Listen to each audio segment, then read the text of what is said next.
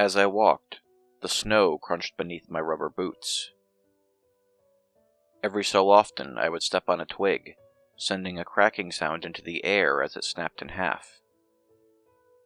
There was no wind, and almost no noise besides my footsteps and the birds calling. Hunting was a big pastime of mine. I would spend hours walking through the large forest, tracking down animals. I would venture out into any weather. It didn't matter if it was raining, freezing, or blistering hot. It had been snowing a lot lately, which was good news to me, as I loved snow. I was making my way over to a favorite spot of mine, a large pond in the middle of these woods. As I trotted along, I took in the scenery. It was beautiful, like a winter wonderland. Despite my happy thoughts, I couldn't help but think back of an awful incident that happened 10 or so years ago. A young man, around the age of 20, went out hiking in this forest.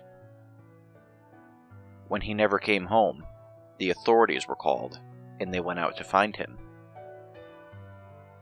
Sadly, what they found was his lifeless body, sunk into the bottom of the pond.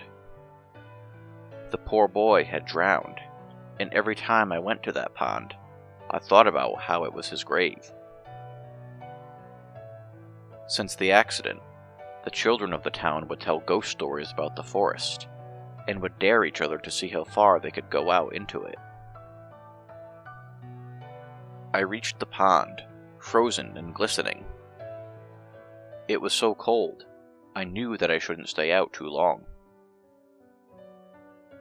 I started to make my way over to a large boulder. I liked to sit on it and watch for wildlife.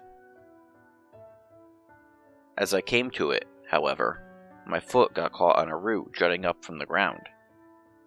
My body twisted and I fell over.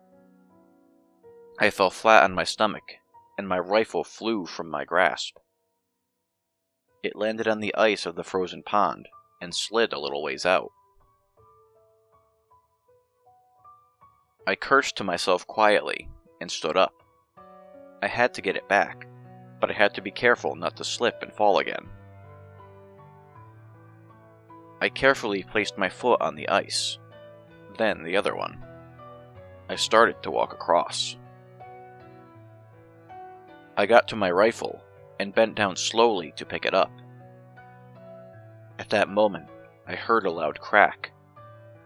Suddenly, the ice beneath me fell into the frigid water, and I fell along with it. The water felt like fangs biting into my skin, and my muscles tensed up and became stiff. I thrashed and gasped for air, trying to pull myself out of the hole in the ice, but it was so cold, and it hurt. Water began to fill my boots, making them like heavy weights. I started to sink downwards. I continued to thrash, only wearing myself out. I couldn't see in the dark, murky water, and I feared trying to open my eyes as the water was so cold. I couldn't let myself hit the pond's bottom. I knew I wouldn't be able to find the hole I fell through, and I would be trapped. I fought for my life. I didn't want to die. I didn't want to end up like that poor boy from years ago. I became lightheaded, and knew that it was over.